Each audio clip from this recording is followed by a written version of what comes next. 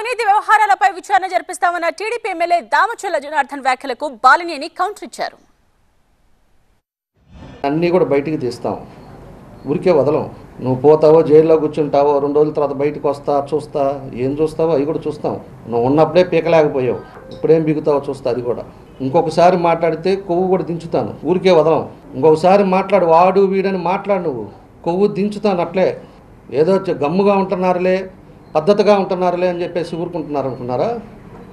చేసి నీ అరాచకాలన్నీ చేసి అధికారం అడ్డం పెట్టుకొని నీ కడుకు ఎన్ని చేసింది మీరు. హాస్పిటల్లో డబ్బులు వసూలు చేయాలా, గ్రానైట్లో డబ్బులు వసూలు చేయాలా, ఒక్కొక్క బార్లోకి పోయేసి సీసాకి 10 రూపాయలు వసూలు చేయలేదా? వైశాస్ కమర్షియల్ బిల్డింగ్ ఉంటే డబ్బులు వసూలు చేయాలా? నాకేం తెలియదు, మా కొడుకు ఏం తెలియదు అని మాట్లాడతారు. నాకు అర్థం కాదు అసలు.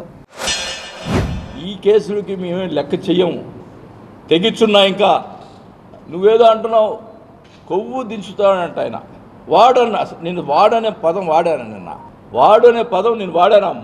నిన్న 5 సార్లు వాడు అంటున్నావు. నేను ఆ మాట ఈసారి ఏమనంటే కొవ్వు దించుతాను. అయ్యా ఈ మధ్య కొలెస్ట్రాల్ చెక్ చేశాను, నాకేం కొలెస్ట్రాల్ ఏం లేవు. నీకు ఒళ్ళంతా కొలెస్ట్రాల్, ఇంత లావును ఉంటావు పందిలాగా.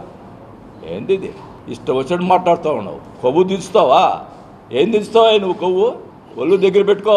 నేను అధికారం వచ్చిందని ఏమేం చేద్దాం అనుకుంటున్నావేమో, పద్ధతి కాదని కూడా తెలియజేసుకుంటా ఉన్నా. ఓపెన్గా అడుగుతున్నా, ఇతను కావాలని ఇది ఏదోటి లేకపోయినా సృష్టించి చేసే మనస్తత్వం గలవాడు. అందుకని చంద్రబాబు నాయుడు గారిని, పవన్ కళ్యాణ్ గారిని మీరే వేయండి, ఎంక్వైరీ చేపించండి అని అడుగుతా ఉన్నా.